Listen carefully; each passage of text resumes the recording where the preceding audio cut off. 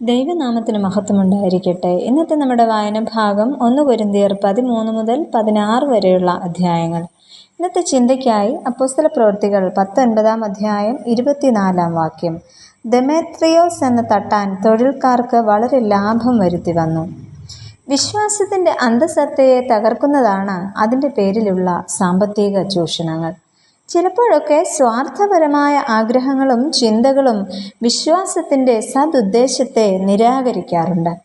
ദെമേത്രിയോസ് എന്ന വ്യക്തിയെ സംബന്ധിച്ചും വിശ്വാസം കച്ചവടത്തിനും ലാഭത്തിനുമുള്ള ഒരു ഉപാധി മാത്രമായിരുന്നു. ദെമേത്രിയോസ് എന്ന പേരിൻ്റെ അർത്ഥം നന്മയെ പിന്തുടരുന്നവൻ എന്നാണ്. മാസിഡോണിയ, അലക്സാണ്ട്രിയ, സിറിയ തുടങ്ങിയ പ്രദേശങ്ങളിൽ വളരെ പ്രചാരമുണ്ടായിരുന്ന ഒരു പേരായിരുന്നു ദെമേത്രിയോസ് എന്നത്. വേദപുസ്തകത്തിൽ ഈ പേരിൽ അറിയപ്പെടുന്ന 2 വ്യക്തികളാണ് ആകെയുള്ളത്. അതിൽ ഇന്ന് നാം ചിന്തിക്കുന്നത് പൗലോസിൻ്റെ ശുശ്രൂഷയ്ക്കെതിരെ ശക്തമായ നിലകൊണ്ട വിഗ്രഹ വ്യാപാരിയായിരുന്ന ദെമേത്രിയോസിനെ കുറിച്ചാണ്. അദ്ദേഹത്തിൻ്റെ ജീവിത രീതികൾ നമുക്കൊന്ന് ശ്രദ്ധിക്കാം. ഒന്നാമതായിട്ട്, വിഗ്രഹ വ്യാപാരിയായ ദെമേത്രിയോസ്. അർത്തമീസ് എഫെസോസിലെ ഒരു പ്രധാന ദേവിയായിരുന്നു. ഫലഭൂയിഷ്ഠതയുടെ ദേവിയായി അർത്തമീസ് ദേവിയെ അന്ന് കരുതിയിരുന്നു. എഫെസോസിൽ അർത്തമീസ് ദേവിയുടെ ഒരു ക്ഷേത്രം നിർമ്മിച്ചിരുന്നു. അത് പൗരാണിക കാലത്തെ 7 അത്ഭുതങ്ങളിൽ ഒന്നായി കണക്കാക്കിയിരുന്നു. 127 തൂണുകളിൽ 60 അടി ഉയരത്തിൽ പണിതിരുന്ന ക്ഷേത്രം എഫെസോസുകാരുടെ പ്രൗഢിയുടെയും സ്വത്വത്തിൻ്റെയും പ്രതീകമായിരുന്നു. അവിടെ ധനത്തിൻ്റെ ക്രയവിക്രയം നടത്തുന്ന ഒരു ധനകാര്യ സ്ഥാപനമായി അധപ്പതിച്ചു.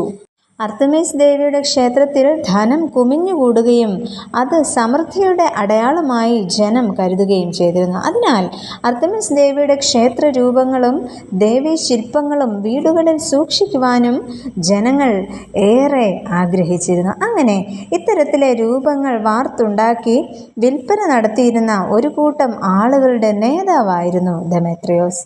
ഇത്തരത്തിലെ ജനതയുടെ മധ്യത്തിലേക്കാണ് പൗലോസ് അപ്പോസ്തലൻ ക്രിസ്തുവിനെയും അവൻ്റെ വചനത്തെയും പ്രഘോഷിക്കുന്നത്.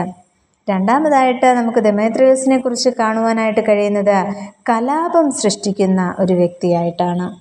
അപ്പോസ്തലപ്രവൃത്തികൾ 19 അധ്യായത്തിലാണ് ദെമേത്രിയോസിനെ കുറിച്ച് നമുക്ക് കാണുവാൻ കഴിയുന്നത്. എന്നാൽ അതിൻ്റെ 23 വാക്യത്തിൽ ഇപ്രകാരം പറയുന്നു: ആ കാലത്ത് ഈ മാർഗത്തെ ചൊല്ലി വലിയ കലഹം ഉണ്ടായി എന്ന്. ഈ കലാപം സൃഷ്ടിച്ചത് ദെമേത്രിയോസ് തന്നെയായിരുന്നു. കാരണം പൗലോസ് ക്രിസ്തുവിലുള്ള ഉറച്ച വിശ്വാസ ബോധ്യങ്ങളും അത് ജനങ്ങളിലേക്ക് പകർന്നു നൽകുവാനുള്ള തീവ്രതയും അവിടെ കാണിക്കുന്നതായിട്ട് നമുക്ക് മനസ്സിലാക്കുവാൻ കഴിയുന്നു. അതിലൂടെ എഫെസോസിലെ ധാരാളം ജനങ്ങൾ അർത്തമീസ് ദേവിയെ വിട്ട് ക്രിസ്തുവിങ്കലേക്ക് തിരിഞ്ഞു. ഈ സാഹചര്യത്തിൽ വിഗ്രഹ വിൽപ്പന കുറയുകയും തൻ്റെ തൊഴിൽ അപകടത്തിലാണെന്നും തനിക്ക് ലാഭം നഷ്ടപ്പെടുന്നു എന്നും കണ്ട ദെമേത്രിയോസ് ജനങ്ങളെ കൂട്ടിച്ചേർത്ത് അവിടെ കലാപം സൃഷ്ടിക്കുവാനായിട്ട് ശ്രമിക്കുന്നതാണ് നമുക്കിവിടെ കാണുവാൻ സാധിക്കുന്നത്. അങ്ങനെ ആ നഗരത്തിൽ വലിയ കലഹം ഉണ്ടാകുന്നു.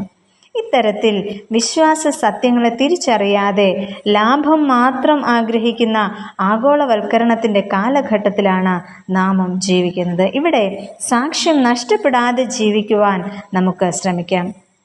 അങ്ങനെ വിശ്വാസത്തെ കച്ചവടത്തിൻ്റെയും ചൂഷണത്തിൻ്റെയും ഉപാധികളാക്കുന്ന ഇടങ്ങളിൽ വിശ്വാസത്തിൻ്റെ അന്തസത്ത ഉൾക്കൊള്ളുന്നവരായി ജീവിക്കുവാൻ ദൈവം തമ്പുരാൻ നമ്മെ ഓരോരുത്തരെയും സഹായിക്കട്ടെ. നമുക്ക് പ്രാർത്ഥിക്കാം. പ്രിയ കർത്താവേ, ജനസമൂഹത്തെ ചൂഷണം ചെയ്യുന്ന വിശ്വാസ ഘടനകൾ തിരിച്ചറിയുവാനും അവയെ രൂപാന്തരപ്പെടുത്തുവാനും ഇടയാക്കണമേ. ആമേൻ.